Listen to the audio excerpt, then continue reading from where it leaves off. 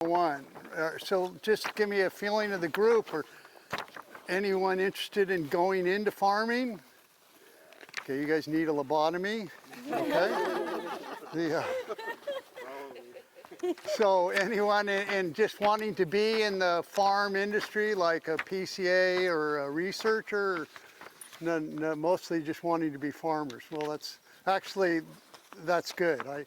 I'm one of the fortunate ones in life that can say I've been farming for 50 years, and I've probably had 4 days that I didn't want to go to work. You know, I mean, how good can you have it?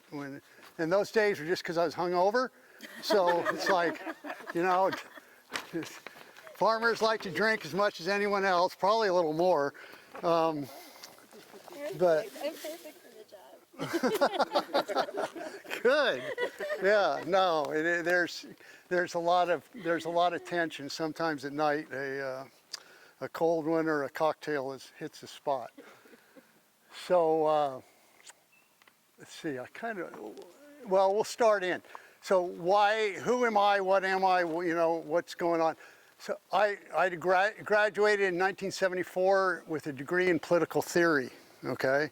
And in fact, in undergraduate work, the only class I took that would qualify for ag, specifically the mechanics of ag, and was a biology class, just to get my BA. So that's where I'm coming from as far as my roots and training on thinking in an agricultural fashion. But through time's going on, and we're going to work our way through some of the factors there, you'll see that being a farmer and making a decision on planting a crop has a lot more involved than simply, well, this year I grew tomatoes and next year I'm going to grow corn.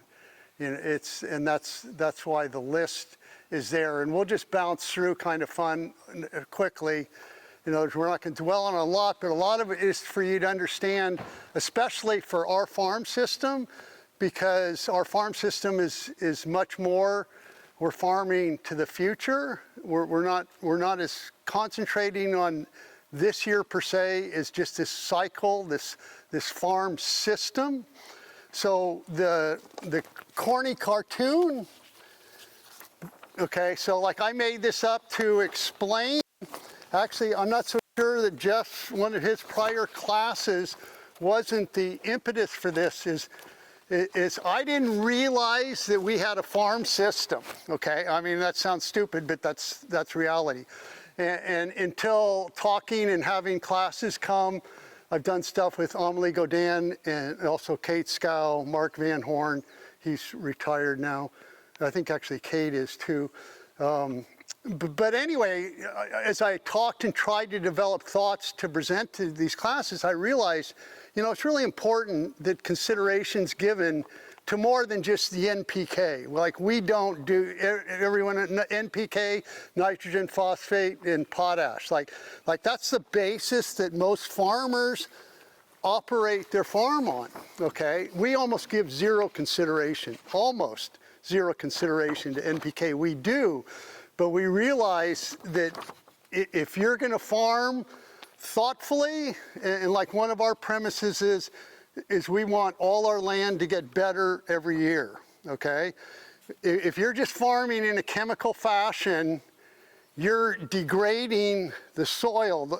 Our whole farm system is based on soil life, soil health, as healthy as we can keep it. And that's why, so if you look at this corny picture, the brown underneath there, that's the basis of what the farm runs on, okay?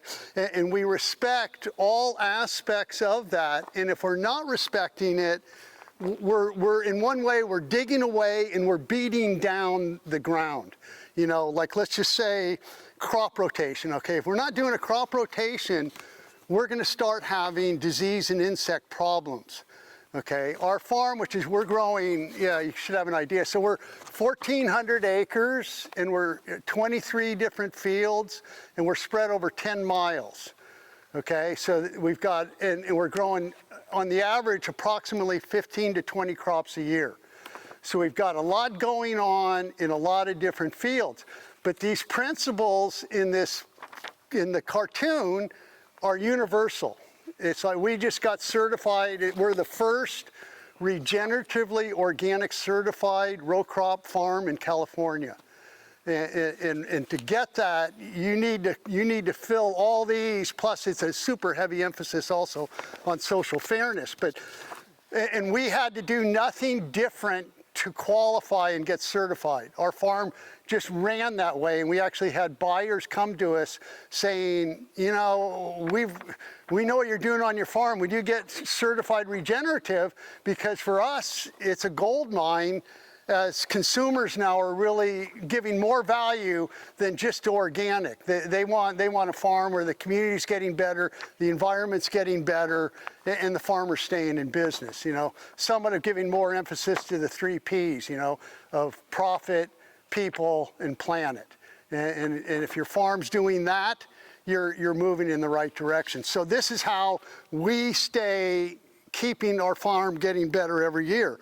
And the key ones are the crop rotation, cover crops, and conservation tillage. I just kind of made this, I call it the 9 Cs, right? There's 9 roots going down there. Each one of them starts with a C. The critter cover might be better if it was put as border management, but I needed a C, okay? So it's critter cover. But yeah, so anyway, the idea as we talk and as we go through the factors that determines growing a crop and how you think about it and your responsibilities, none of them would contradict what this says, the 9 Cs. All of them I don't think you could say, oh, you're not doing it. Then you just see the little yellow arrows going back and forth. That's just emphasizing it's not just what's going on down below. There's a constant conversation going between the plant and the microbes. And the microbes are passing stuff to the plant, and the plant is passing stuff to the microbes. And this symbiotic relationship is the problem solver for the farm, okay? On this amount of acres that I just referenced, and for the amount of crops that we're growing, like in the last 12 years, we've probably used an organic insecticide about 4 times. That's it. Okay, we don't, for all intents and purposes, we have no disease, insect, or fertility problems. It's solved by this. Okay, it's solved by just a thoughtful pattern of taking care of your plants and taking care of your ground. So, any questions so far? Did you operate like this all 50 years? No, good question. So I started in '74, and I actually was coming down here and doing, when in my undergraduate, I was just had a fraternity brother that got me a job here. We were just baling hay, and then the manager of the farm went into processing tomatoes, and he asked me, would you be interested in going to partnerships? And I'll give you, he knew I didn't have a nickel to my name. The only thing I had was a student loan. And he said, I'll give you 20% of the net if there is any, but I'll still give you beer and peanut butter sandwiches so you make it through the season. Okay, which, bargain, you know? I mean, I didn't even expect the extra dividend of the beer and peanut butters. I was just glad. I was actually starting to do graduate work in philosophy, and I was just burnt on school, and I was burnt on the whole thing, and my nature is being outside. You know, I'm outside almost from sunrise to sunset every day. It's just it's the way I am. And so like farming fit it perfectly. And so that's what in '74, and then I started, and then I was a clone and just watched how all the other tomato farmers around me farmed. And it was super intensive chemicals, and especially in those days where there were a lot less regulation on what was being done. And I mean, I think now of what I was doing then, you know, and it just makes me cringe because every insecticide or fungicide that could be put on any application, you were just loading it up. You were just erring on the safe side, which is still a very relevant term to use for today's farming. Okay, so it's always erring on the safe side, and the safe side it doesn't sound good, is death. Okay, if your ground, a lot of industrial ag, our farm systems, operate on sterility, okay? So you drive by the fields, there's nothing, after they take the crop off, it's dead and blank and brown. Well, why is it? That makes it really easy for the farmer if they can just put all their inputs in, one after another, even the borders. They won't let the borders grow because there's squirrels and gophers and birds eating life, okay? So it gets down to this corny phrase, but it's life versus death. Are you going to use life to help you grow a crop, or are you going to use death to help you grow? Well, but it's true, because by them having the clean, bare slate, then they just put in everything that crop needs. I argue that it's almost hydroponic farming. You know, like a hydroponic, you can grow crops on steel wool. You can just introduce everything into it through the water system, and you don't need soil. And a lot of our farm systems, the way we're farming now, and especially with the heavy emphasis on drip, it's even worse.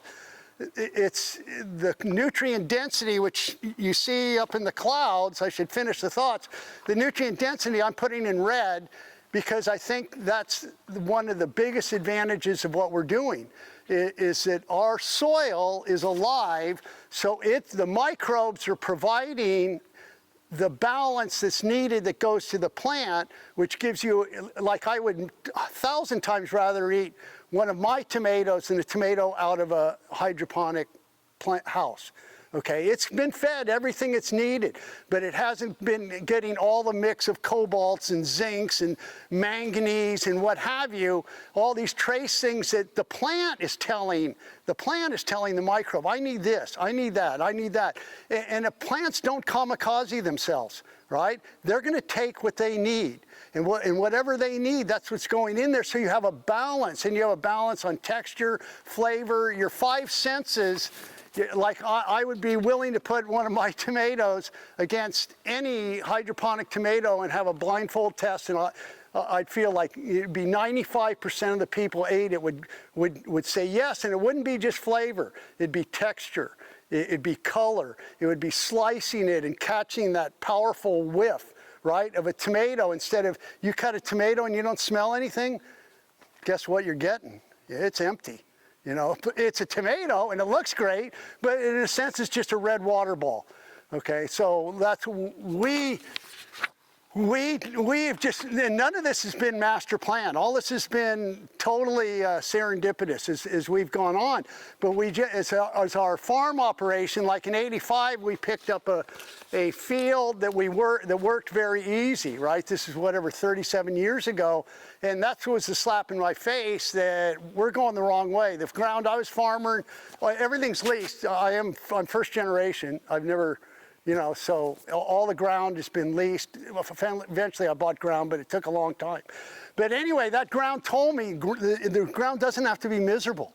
This has been going on now for 37 years of seeing how to, mostly it's observation, mostly it's seeing fields every day, and a lot of times twice a day. And then you just start drawing conclusions. And we do a lot of trials. Okay, but so through time, we've just seen all the things that we used to worry about are gone, okay? Like irrigating, water retention. Like we can go on our ground, a normal tomato farmer is going in and irrigating right away as they're planting their tomatoes. We can go 40 days without turning the water in on the tomatoes. How do we do that? Well, one, we don't want to turn it in and get the beds wet because weeds are a problem. As you get, you know, weeds, or most of it's in the top 2.5 inches. If you're not putting water in the top 2.5 inches, there's a good chance you're beating your weed problem as the plants are young. So we want to hold off for that, but it's also because the soil is a sponge. So the soil's holding all the winter rains. The soil's holding all the nutrients, but we work the ground about this much, so that's dry. And then the root system, which is also ideal, is to let it grow instead of you just spoon feeding it all the time. And we also can cut the water 40 days before harvest. So now here you have a 120-day growing period, 130, and we're not always at 40. Sometimes we're at 30, sometimes 25, sometimes, you know, we're cutting the water at 30 instead of 40. It depends on the weather, how the plants look. But roughly, of the growing period of 120 days, we're only needing to irrigate 60 of them. Okay, we're still putting on plenty of water. We put on more than drip, but there's a lot of that time span that we're not. And also, when our crop's done, that water reservoir in the ground is fuller. If for the next crop, it will need less rain if it's a dry year. Okay, so I get carried away, as you'll see, all the time. So here's the tomato plant, right? There's the healthy stuff going underground, and other practices is giving you plant health. And what plant health, what are we getting from that? What's the farm getting from it? We're quality, we're getting yield, but we're not shooting for jackpot yields, okay? And remind me to touch on that. Okay, resilience, really big deal. Like this year, weather's the 113-degree days, all the strange weather. We ride out, the waves of Mother Nature, we kind of flatten it, okay? We still have problems, but we don't have the problems that others have, okay? Because the ground is in better shape. Water usage, we can get away with less water usage. Like we're growing rice, we're using like 85% of the water. The pest thing there is that we've basically eliminated pests. Weeds we have not eliminated, okay? When somebody says pests, 3 main pests: disease, insect, weeds, okay? We have done exceptionally well on eliminating insects and disease. We kind of suck in the weed department, but we're not horrible, and relative to most organic farmers, we're probably good, but relative to conventional, you know, we're an eyesore at times, but that's the way it goes. You kind of, that hasn't made a difference because, I'll just hit, so the inputs, our inputs have shrunk. That's the same thing, and one of those roots there that says conserve inputs.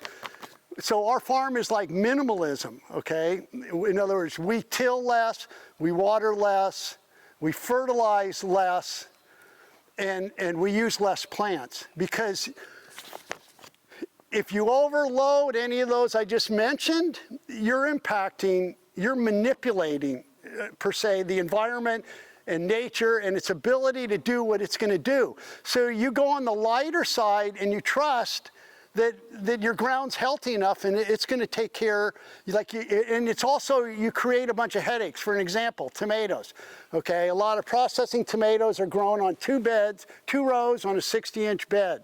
Spacing is staggered, they're like 12-inch, 12-inch, 12. Okay, we plant single row at 15 inches instead of 2 rows at 12 inches. They have a lot more plants, so they have almost 50% more plants. Well, I've found through time that all that does is create headaches. That's like having trainer wheels on a bicycle. You don't trust that you're going to stay up as you're riding. So you put this extra stuff on to be sure that, oh, we're going to have enough plant size. Well, I found, because I used to go and plant heavier populations, you get a bunch of headaches from it. You don't have the air circulation, right, that keeps the plant healthy. So like it eliminates all kinds of problems that other farmers have that we don't have. And you have plants loaded up on a bed, there's competition, and they're going to grow and they're going to try and get more sun than the other plants. And then they grow bigger and bigger, and the plants start going out into the furrows, right? And you got a bunch of tomatoes in the furrow that you won't get when you harvest. The tires will run over it. So then you come in with this machine called a vine trainer, and you pull the plants up on the bed to get all the tomatoes. Is this making sense so far? Okay, so when you pull the plants up on the bed, you're dragging and scraping the tomatoes on the dirt as it gets rolled and pushed up. Well, guess what? If there's a little moisture, what are you going to start getting? Mold, right? And then also you've sort of shocked the plants by handling them. And so your knee-jerk reaction is more nitrogen, right? To perk the plant up because you kind of shocked it by handling it. Well, what did that do? Now the plant takes off and starts growing like crazy again. Well, now what do? Because now the plant has grown into the furrow again, and here you go. And you see what I'm getting at? Whereas if you just have a single row, like at 15 inches, our plants might never reach the actual edge into the furrow, and that's okay. That's okay, because we haven't spent a bunch of money, and this gets to the yield thing. Okay, so like whatever business you're running, as you're going to all be successful entrepreneurs, there's 4 ways to make a profit, and this is a big factor for our farm because it's a completely different way of thinking, okay? Anyone have one idea how to make a profit? Yield. increase. Whatever you're doing, if you're making widgets and you can make where you're making more widgets to sell, that's good, okay? What's another one on the income side? Price, right? Not only are you making more widgets, but you're selling them for a higher price because you painted them neon pink, and little girls love neon pink widgets and you can't make them fast enough. Okay, so there's two ways you're making money. The third way, cutting your variable costs. You're making these widgets, you figured out how to do it cheaper, and you've got a market for the way they're coming out with these neon pink widgets. Then the final one is overhead. In other words, do you have layers and layers of people in your farm that no matter what, the day that what's overhead, just to be sure everyone's clear on that, the day you open the door that year, you have X amount of expenses. It doesn't matter what you do, that's locked in. You've got salaries for human resources, marketing, insurance, utilities, on and on, management of the shop, you have your labor, your foremen, that's it. It can be huge, okay? So the reason I point this out is because so much of agriculture is based on the first one, yield, okay? And what happens when you're emphasizing yield, like me talking about those double row tomatoes, right? Why are they doing that? They're doing because they want to be sure that they get the highest yield they can get. Okay, so we approach it differently. We let the yield kind of find its way. We aren't dependent, we don't have our investments so high that we have to have that yield. And because of that, we can do the conserve the inputs and the minimalism, which is part of keeping our costs in line, because the whole reason you're growing the crop is profit. Right? So how you make that profit doesn't matter. The best way to make it, which profit is net, is to limit your risk. So if you're chasing yield, you're putting out more and more, you guys are kind of getting an econ class now, but you're putting out more and more money, right, to be sure, to be on the safe side to get the yield. Oh, I need to spray a fungicide, I'll spray it, because I can't jeopardize the crop. I need to spray an insecticide, I'll spray it. On and on, push it on nitrogen, push, push, push. Now you have to get a yield. Right? Now you've put out so much money that the yield is needed in order to take care of all the money you put out. It's much better, at least the way we see it, is we increase price by growing really good quality stuff that we can sell for a higher price. We have found a niche, but so we do get a better price because we're doing stuff a little bit niche-y, but even the stuff that isn't niche, that's commodity, we're still getting a higher price for our quality and the way it's grown. And then our variable costs, because we're not manipulating and trying to do a whole bunch of stuff, like we have no foremans, we have no managers, all our crew, we have 15 full-time employees, everyone's the same, okay? There's no one that has to listen to anyone else, which also creates a really nice work environment, right? Because no one's trying to get, oh God, I want to be foreman. You know, there's none of that. You perform, you get paid well. Period. You don't perform, you don't get paid as well as the other guys. It's simple. A bunch of layers of overhead so we can farm really cheaper than anyone else. And so our net, we actually on organic, we're probably on a pretty high relative to organic growers in the state, but we don't try and chase what conventional is. And if we did, it would have changed the whole way we run the farm. Any questions? Did it make sense? Yes, Will. If you're not measuring in P and K, how do you determine what nutrients your vegetables need? Again, all questions are good. That one is particularly good. So I used to, okay, and what it came to, and the reason, okay, first of all, we take soil samples every year.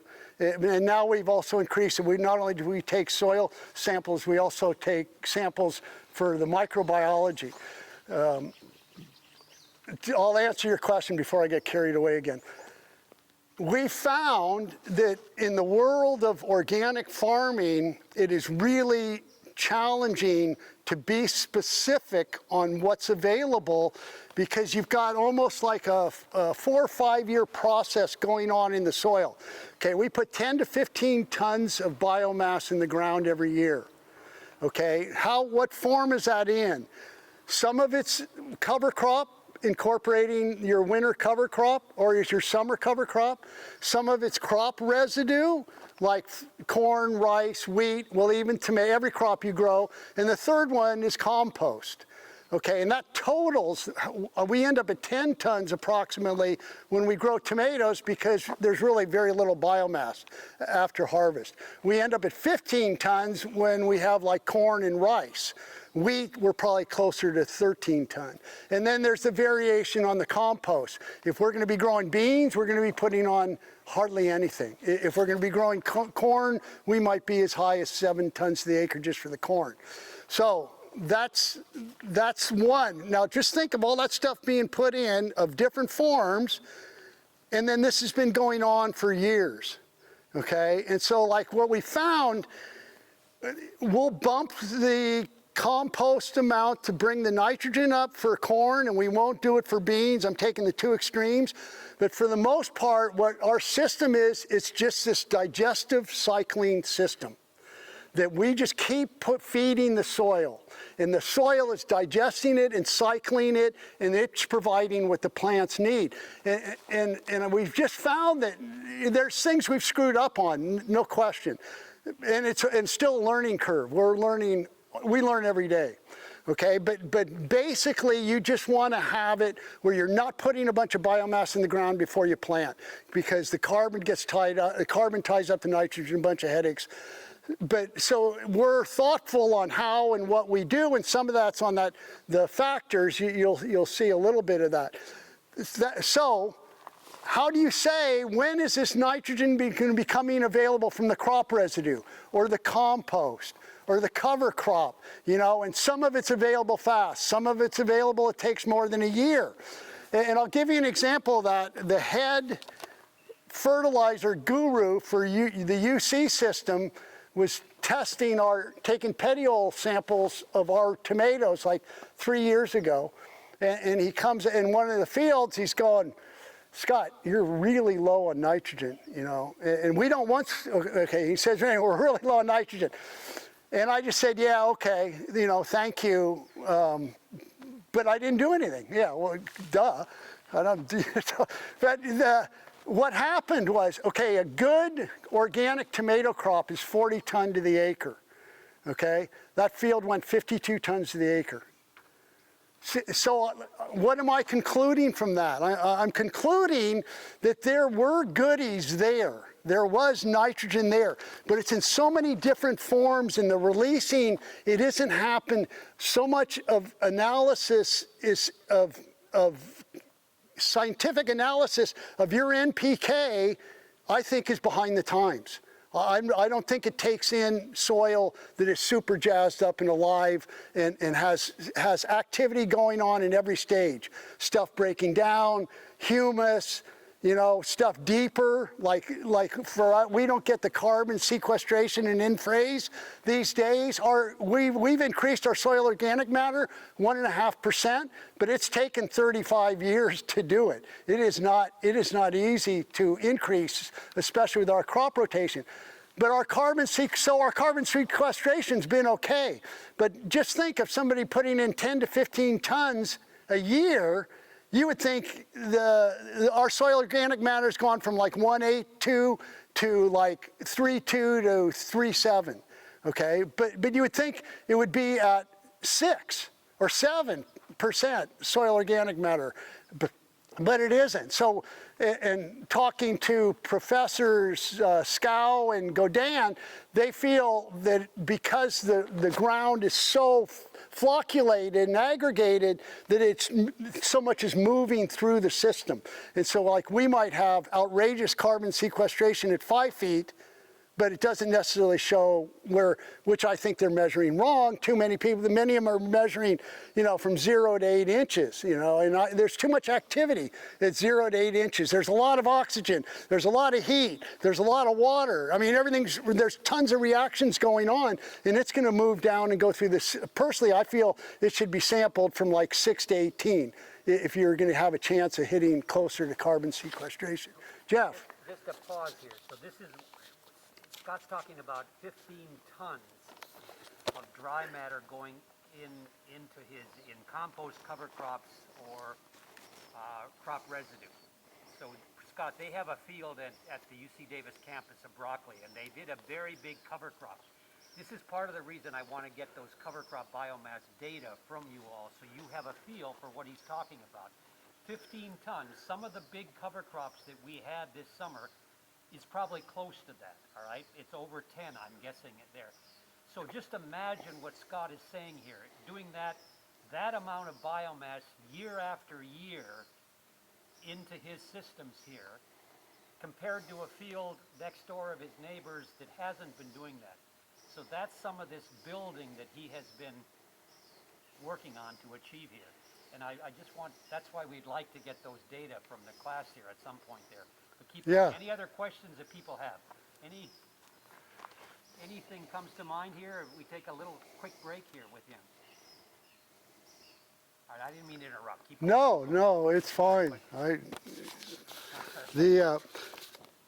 Well, just to finish with this one, so the clouds up top, that's goals. I mean, that's ideal. Ideal would be us to shrink our inputs to totally self-contained, not meaning biodynamic per se. We do have sheep. We do use animals a lot. That is whenever we can incorporate it. Like right now, if you want to see, and I'm not into cute, okay, but if you want to see cute sight when you leave, Jeff, if you just got 2 minutes, just drive across the road. The sheep are lambing, and I mean, it's just even I'm an old curmudgeon grouch. Even for me, I'm going, wow, that is really special. Okay, so if you have a minute, do go over there. And it's also it's not our sheep. It's another farmer's. We have a sense of symbiotic relationship. He doesn't charge me anything. The sheep are doing me good. I don't charge him anything. They're eating now on just some absolutely beautiful alfalfa.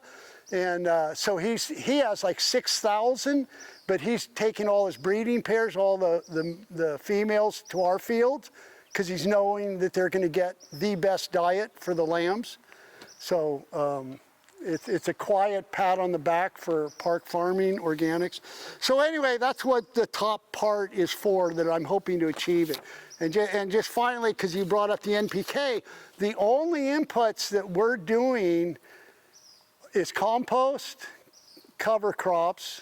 We add microbes, okay, to help help with the multiplication of microbes in the soil, and we add seaweed.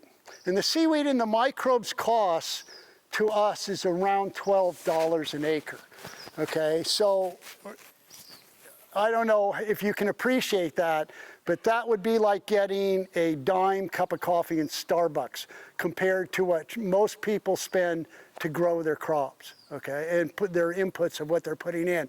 So that conserving inputs is working. And some of it too is just, again, being an old curmudgeon. On organic, I've seen it too much.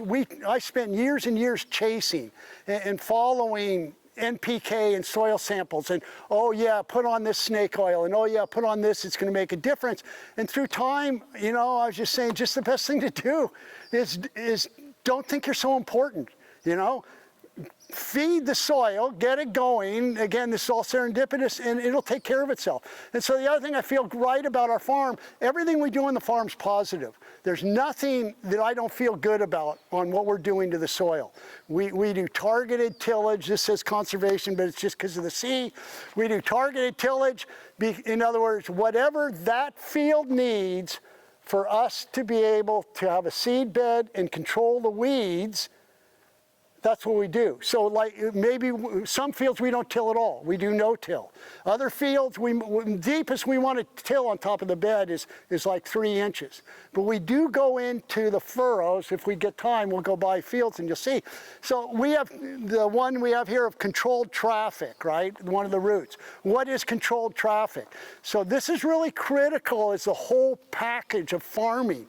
The system, because all our tractors run on the exact same path every day for like the last 12 years of these fields.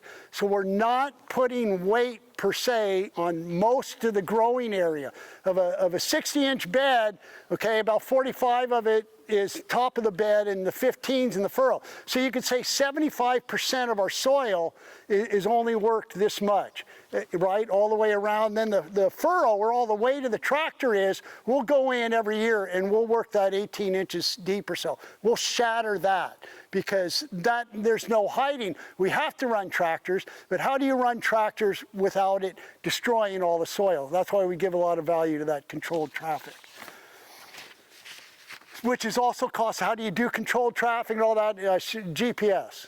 GPS is critical especially for organic farming, but I'm sure it's just as critical for conventional, which is sub 1 inch. So all our tractors have the exact same programs for all 23 fields. So they pull in, they hit the number of the field, they turn, that tractor gives a green light, takes off, runs on itself, gives off a beeping sound at the end of the row, because the guy's driving in an air-conditioned controlled cab with a air-controlled seat, with a radio or speakers going on, and they fall asleep. So they beep at the end to wake them up so they don't drive into the canal. They turn, green light goes, and they go again, you know, which is, I can't be happier. I farmed for so many years without that. And as hard as those drivers, as those guys worked, it was unbelievable because they were trying to cultivate as close as they could. But if you didn't have that, where you're planting as a straight line, all your ops are a straight line, it's completely different. And it's also huge for the organic, for weed control, because we can run that close, which helps us on our hoeing costs. Okay? What else okay, so I thought it would be interesting to touch on what goes through a farmer's head when they're deciding to plant a crop, okay? And in our situation where again, 23 fields spread over 10 miles, you have different soils, you have relationship to other fields, and so that's what this is hitting on. And maybe the best would just be to give you about 5 minutes to glance through this and go, that makes no sense, or that. But it'll give you a feeling of that it's not just we go from planting corn to we go plant tomatoes, you know, and then maybe after that we plant beans. Okay, there's an awful lot of factors that are involved. So why don't you just take a couple minutes and breeze through that, and then hopefully there will be a question generated. But it gives you a sense. There's close to 70. Okay, there's close to 70 different thoughts that impacts what we do. And it's not just NPK, and it's not just that the buyers want the product. So go ahead and take a minute and take a look.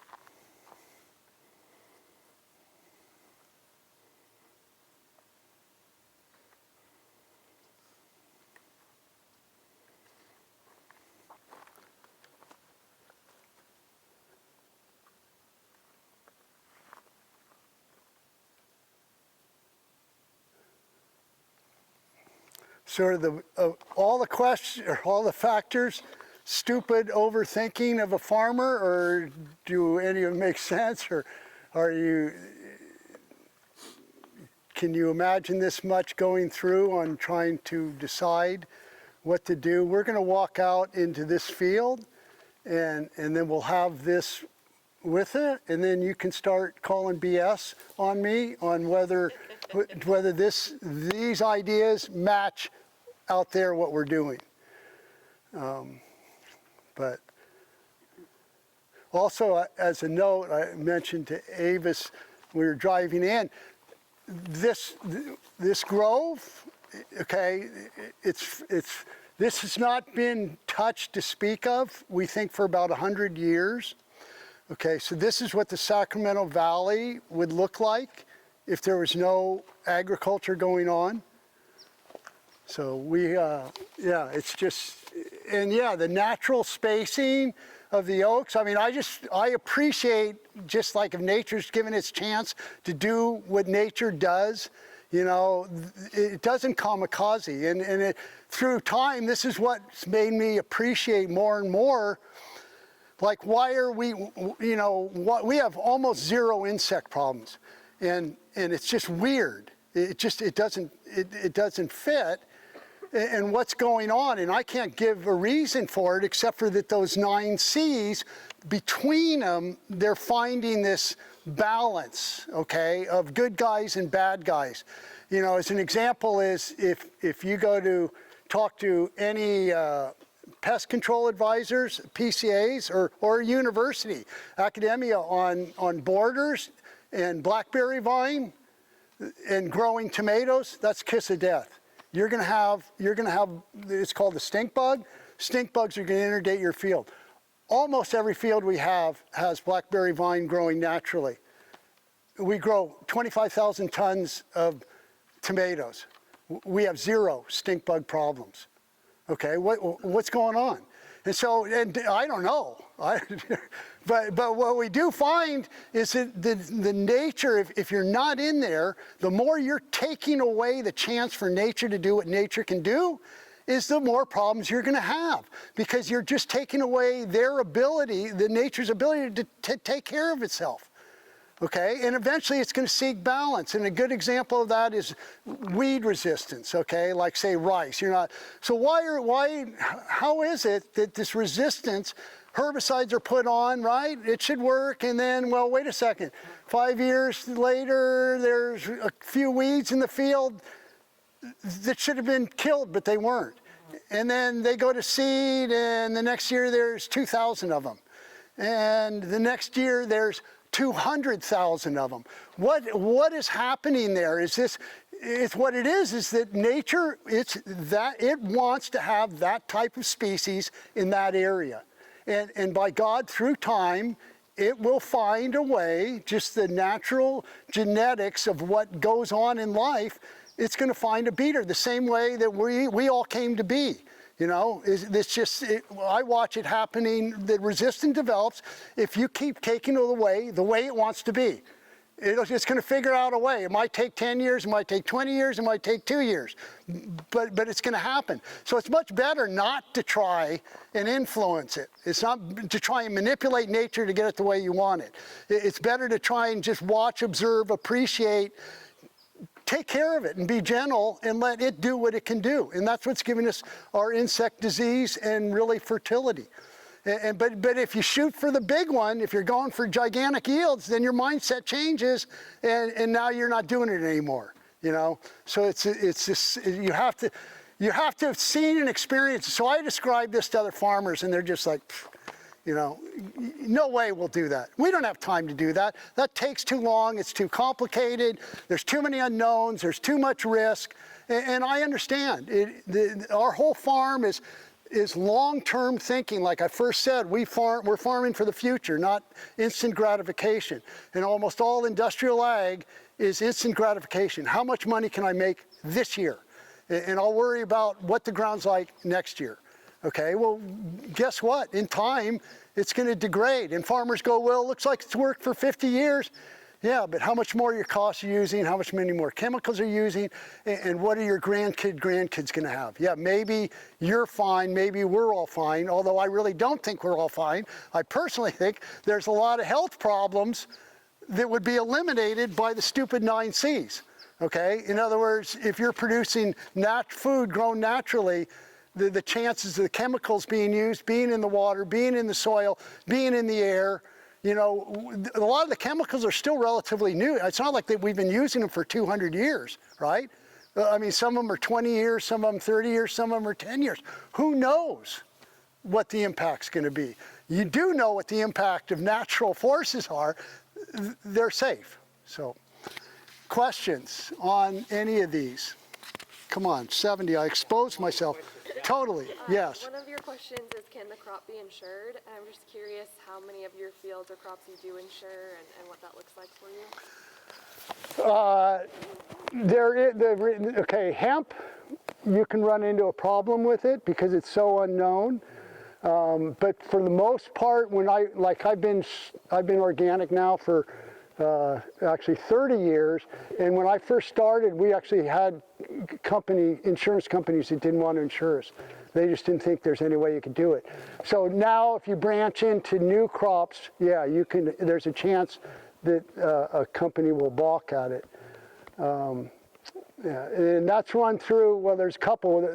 It's called the Farm Service Agency, FSA. They do that's what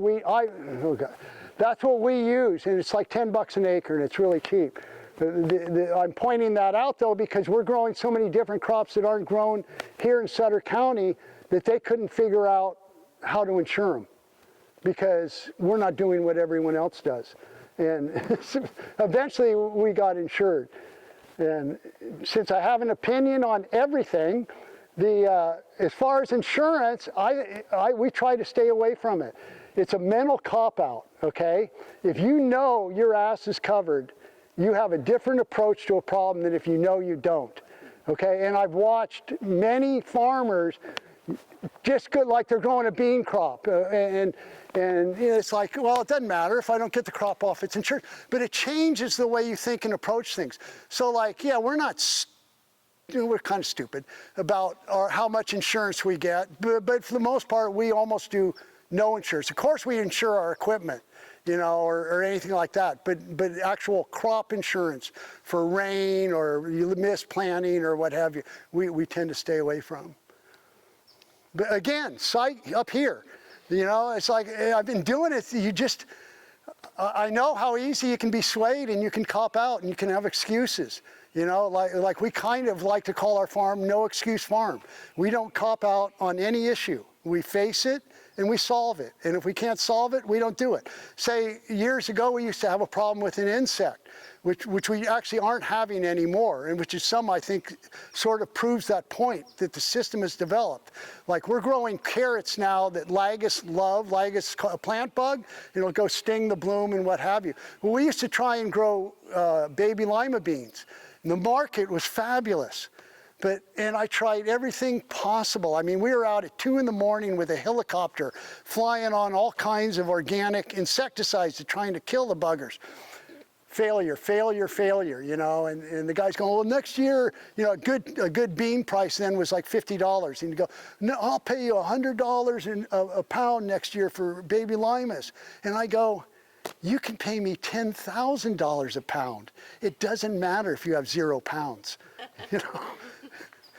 It's true, so we just stopped growing them. So yeah, when you can't solve a problem, face it and move on and adjust. So like, and I'm saying to you some of this, yeah, we don't have insect and disease problems, but we've also figured out not to expose ourselves to what we can't control, what we can't handle. And we don't want to fight it by just grabbing a bunch of 5-gallon cans to correct the problem. If it's not natural, if it's not working easy, if we're trying to make an apple and orange, don't do it. Yes? As you mentioned that you have 23 different units in different places, so your neighbor farmer may be doing inorganic practices. He might be using chemicals, so how... Oh, no doubt. Yeah, no, I'm Darth Vader. No, I'm completely surrounded by 100% conventional, hardcore conventional. Yeah, no. So how do you deal with that problem, that chemicals might affect your plants as well? I've seen it once. I've seen a drift of Roundup onto one of our winter cover crops, but for the most part, the farmers are considerate. Yeah, they are, that I haven't seen it. I'm sure we've had some minor drifts that either wouldn't show or nothing stood out. But yeah, no, it's a consideration. But there's almost nothing. Like, so all our fields have signs around them, organic farm, please do not spray. And all the crop dusters we've notified, because the ground rigs aren't a big deal. It's the crop dusters that have the drift, and so they all know our fields and what they are. And it's the same thing even with the mosquito abatement, because they spray. I don't even know. It's conventional. So even on our borders along the roads, they'll spray an organic insecticide for mosquitoes. We'd just soon they didn't spray anything, but we're too weird as it is. We don't want to start telling mosquito abatement what to do. Yes? After seeing the dynamics of your farm and your success, do your neighboring farmers ask or inquire about switching to organic? No, and again, all your questions are great. And yeah, your logic, you would go, well, yeah, they seem to be doing well and they're never spraying, and they've been in business for 50 years. Like, maybe they're on to something. No, they don't. And I'm speaking generally, but for the most part, conventional farmers are in a safe cocoon, okay? They're making enough money to stay business. What's happening is predictable.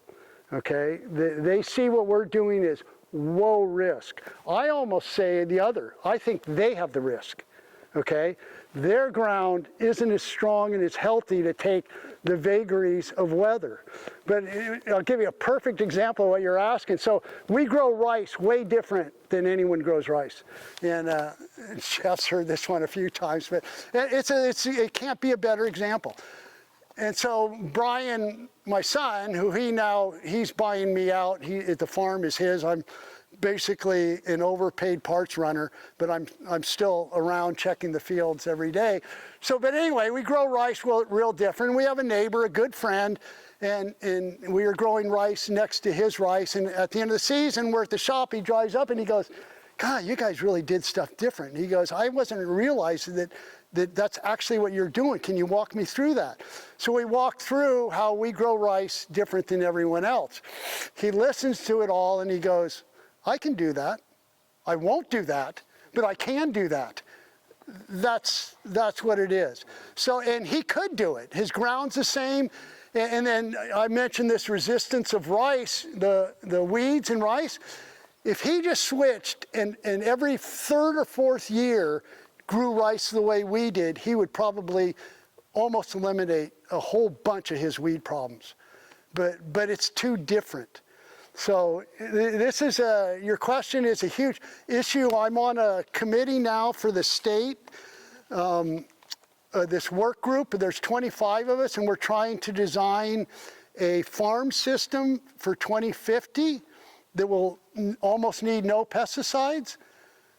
Noble goal, but it totally lost direction. I don't deal with bureaucracy, almost zero, and I am really glad I don't deal with bureaucracy, because any problem solving is so convoluted and everyone's covering their ass, and the actual, the original purpose of this has been completely lost. Now everyone's talking 2030.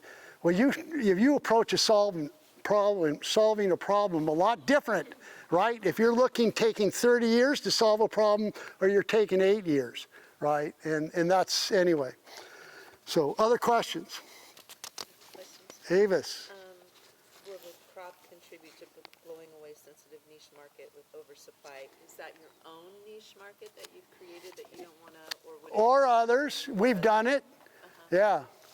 Yeah, we've, in fact, we did it growing different type of peas we're a winter cover crop, and then also for consumption. And yeah, the yields were so high that they stopped asking us to grow for 5 years. So yeah, and it is in the organic. It's still, even the size it's at in certain areas, certain markets, it's still a little sensitive. Yeah.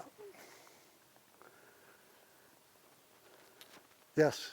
You know, you're talking about the Valley Oak Grove, and when we were driving in, I saw that in the margins there was California flannel bush and toyin and coyote bush, like other California native plants. Hedgerows. We And so planted. are you intentional about like cultivating these California natives, or is it a We're in, thing? yeah, well, the Xerxes Society, so we've planted 2 miles of hedgerows with the same idea of just, and actually, yeah, anyway, so, but I don't have any idea what they're planting. But once they plant it, because they know 100 times better than I do what you could be doing it, but it's just making decisions on what you plant on the hedgerows. But once it's planted, then we take care of it from there. But it's the same concept, and we started realizing this like, I don't know, 8 or 9 years ago. Like we're making some success on the land, but can we use the borders to our advantage? And some of it's aesthetics, some of it's just like you feel better when you see trees and bushes, and some of it is simply we want something flowering 365 if possible. The whole is just let the system run, let it run, and people are go, oh God, squirrels, gophers, and you got all these birds, and I go, yeah, great. And they're, oh no, you don't want those. Yeah, so of our 1,400 acres, we lose about 1 to 2 acres a year to critters coming out and nibbling. If you're going to go broke with critters nibbling 1 to 2 acres on 1,400 acres, you're not going to be in business long anyway. But we just see it as a complete, just keeping it going. Then the eagles and the hawks come in, and we can go. We'll see almost every animal that's in Northern California. Even mountain lions, around the fields. It's just a process that goes on. And so, don't get upset about it. Enjoy it.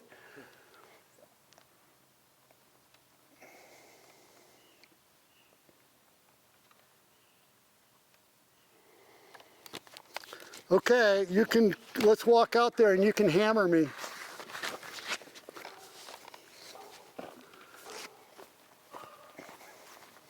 "5 years. Okay, I haven't succeeded. He might claim he's succeeded, but he's lying. He hasn't succeeded either. Okay, so, but this is beautiful, and you can't dispute it. It all makes sense. But how this undisturbed, long story short, if you can't, as farming, if you can't create this level of thickness, you don't get the shading to take advantage of keeping weeds under control. If the weeds aren't under control and they're growing, you're going to have to cultivate. Okay, so through the years, I've tried all kinds of combinations, and in our environment, the heat, the moisture, whatever it is, the length of days, it's really hard to keep biomass on top of the ground with the crops we're growing.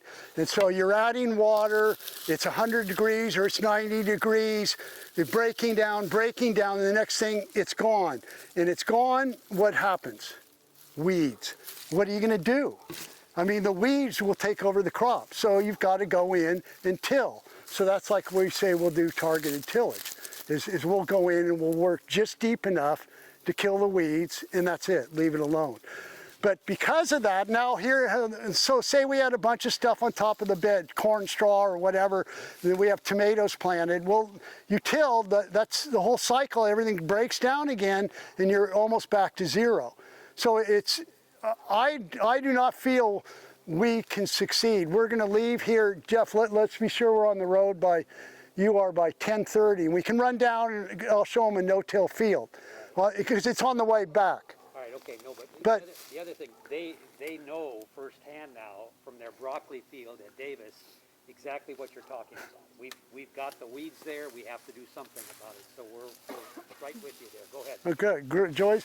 So anyway, just also, I've been taking samples now, this is going into the 3rd year, for the biological life and the NPK, the chemical, right? There's three things you have to worry about on soil. Anyone know the 3? I'll give you a hint. Chemicals first, or not first. To me, biologicals first. God, now I've already told you 2. Okay, what's the 3rd? Organic matter? No, that would be included in either the first 2. Physical. In other words, compaction, right? So most ag, and Jeff, you can call me out on this, for up until the last 8-10 years, the emphasis has been on the physical. Is your ground compacted, and then we go in and rip and do whatever, not ever suggesting it's much better to put a bunch of biomass in your ground and turning it into a sponge. But anyway, is physical and the NPK, chemical. And in the biological, which to me makes the other 2 work. If you're biological, by biological, your life under the ground, if that's functioning, that's making all your nutrients available, and that's aggregating and making your ground more friable, so the physical part's also limited. But the physical won't take care of the biological and chemical per se, and the chemical certainly won't take care of the biological. It'll help a little if your NPK, your calcium, magnesiums, your different ratios are out of balance. It'll have an impact, but the biggest impact is from the soil down, how on the microbe life. So anyway, I've been doing these sampling, and it's been fascinating. Is for me to draw comparisons, like, are we getting anywhere? You know, our farm practices. So we take biological samples and NPK samples of this. And then we walk out, I will go out 100 feet into this field, right, that we've been tilling, working for over 20 years of this particular field, and I take samples here, and I'm doing it every year. And then we go to the neighbor up the road, a conventional farmer, that no soil is good soil unless it's totally pulverized. I mean, pulverized. And let me give you a quick story on that. So I took samples after we got a rain here in Davis. You remember we got a rain about the 18th of September or so. And we got a lot of rain. Here we got 2.7 inches. I heard you got 1.5 inches or 2 or something down there. Okay, so I go to do my test, and I sample in here, and I sample out in this field, and then I go to the neighbor and the Death March up there and sample it. What was fascinating is the moisture in here. It was almost still, this was like about 10 days after the rain, maybe a week. The moisture in here was still absolutely primo. The moisture in here was good, but not as good as there. And I really don't understand why, except for maybe this ground was drier and it took it easier, but it was still good. It was still very good, but that was actually the best. Then sampling up the road, now they got 2.7, we got 2.7 inches of rain.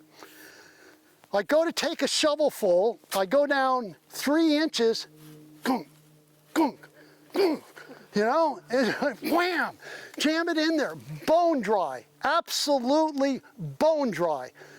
We were here, we measured how deep the water was, 18 inches, okay? So it's a perfect example of your whole program is an absolute train wreck. You have the rain, it's gonna help you. You can plant winter cover crops, whatever. You're on your way. All the water ran right down the field, right into the furrow, right into the drain, never got any use out of it. We had 6 inches of rain a year ago, the same farm up the road. There's a house up there. The guy who lives in the house was out on the road.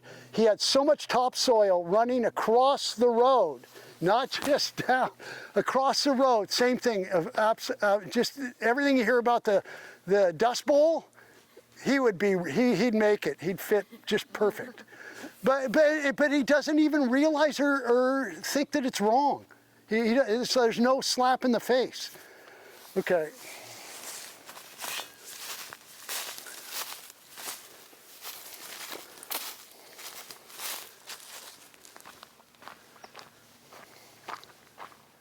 calcium sulfate gypsum is excellent to put on the soil.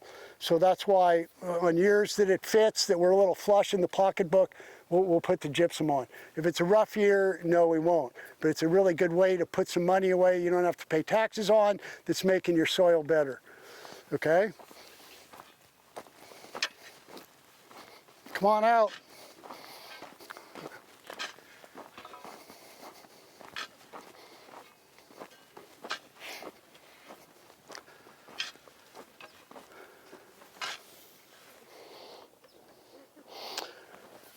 Okay, so I guess I'll explain first what we have here is this was just planted off some of the natural moisture from the rain.